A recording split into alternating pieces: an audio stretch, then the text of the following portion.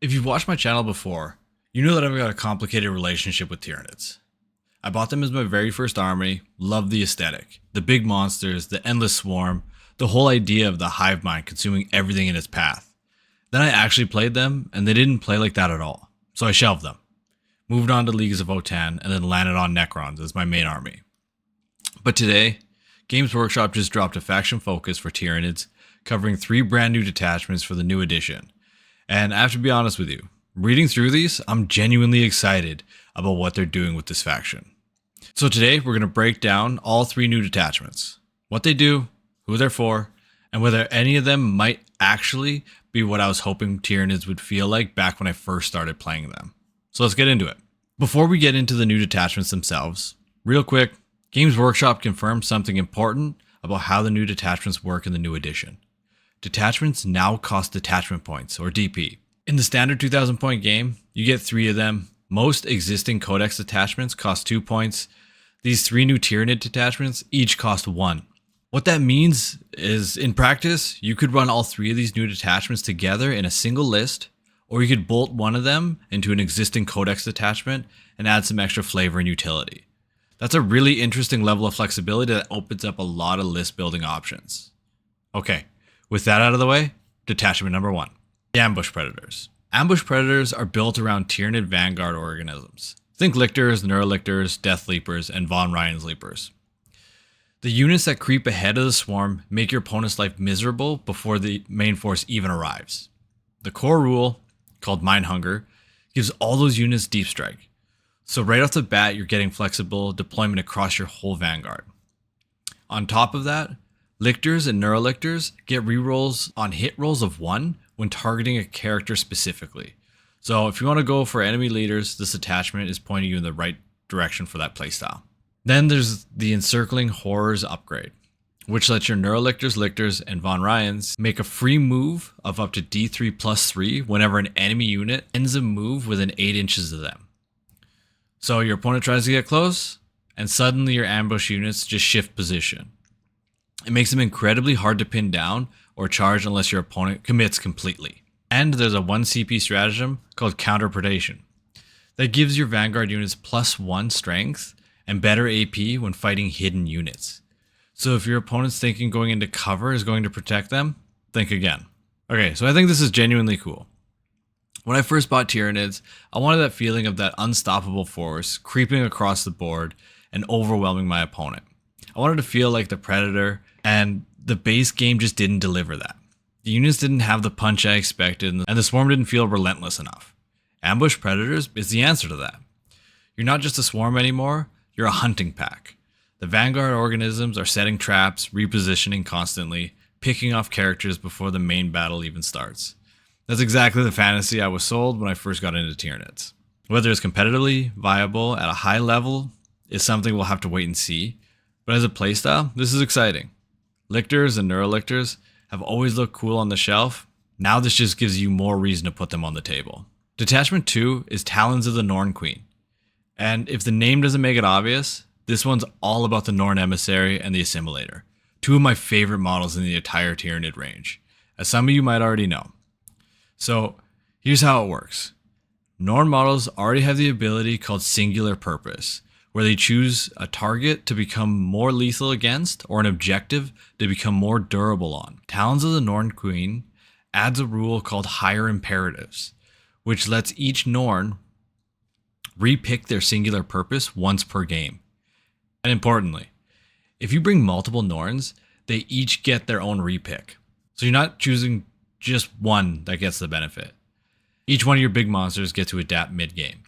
That's an enormous amount of flexibility in the late game when objective shifts and opponent has to adjust their strategy. There's also the Destabilizing Perdition upgrade, which gives Norn Emissary anti-character +2 on its ranged attacks.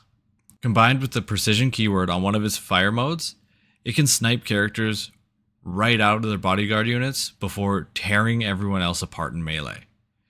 And the stratagem, Catalytic Biofortification, gives the Norn Assimilator a Feel No Pain of 4 up against mortal wounds for just 1 CP.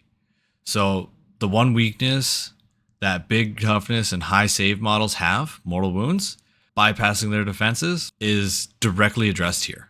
If you've seen my top 10 models video, you already know how I feel about the Norn models. They made my list specifically because of how imposing they are on the table and the story they tell just by existing. Talons of the Norn Queen takes everything that already makes these models great and adds genuine mechanical depth.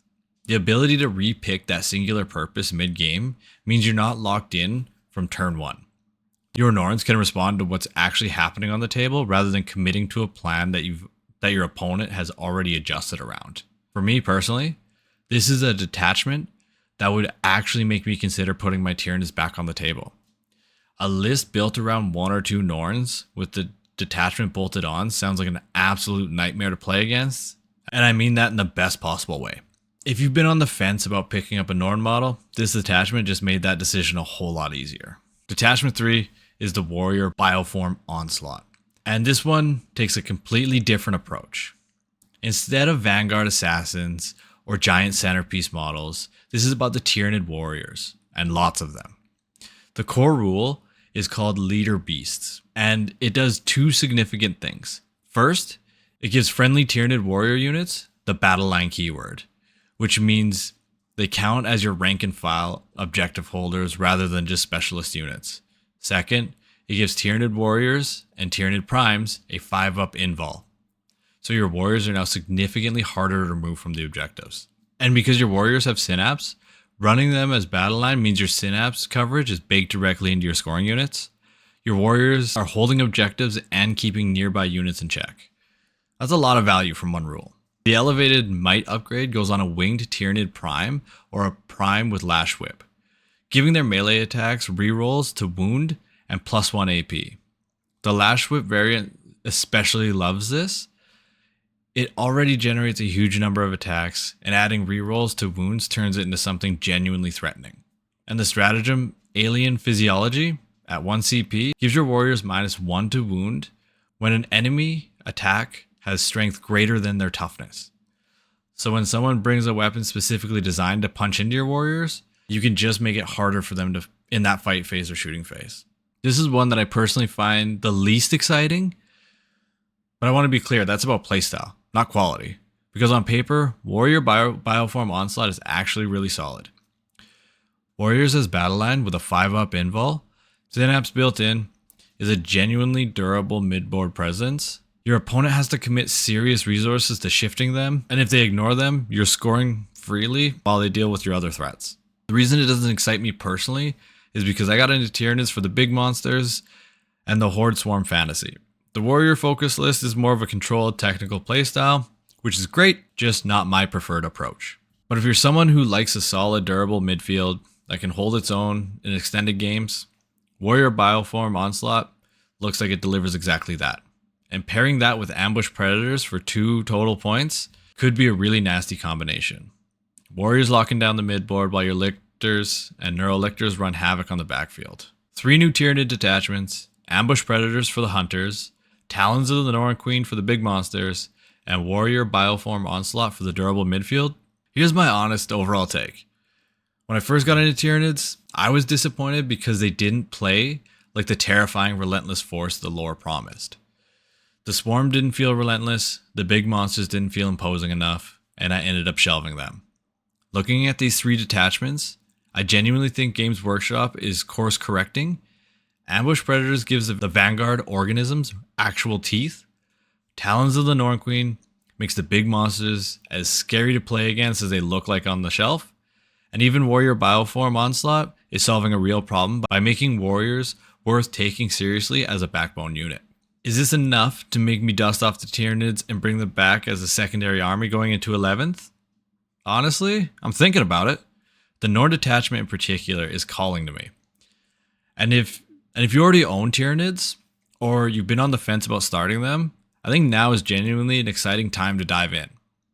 I'll link the full Warhammer community article in the description if you want to read through all the rules yourself. And let me know in the comments, which of these 3 detachments are you most excited about? Are you picking up Tyranids, running them already, or waiting to see how they perform on the table first?